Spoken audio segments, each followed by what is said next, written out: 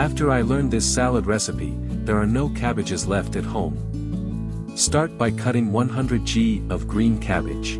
Then cut 2 units of cucumber into slices. The cucumber brings a delicious freshness to the salad.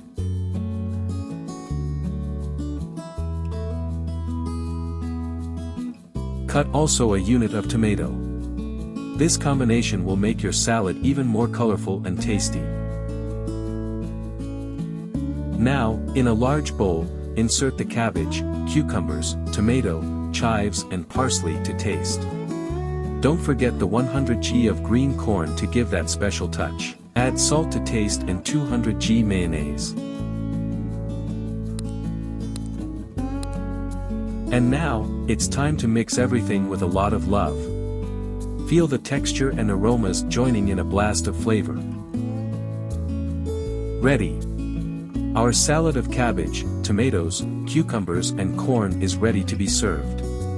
Look at that show! If you liked this recipe, like and follow our page to receive more amazing tips like this.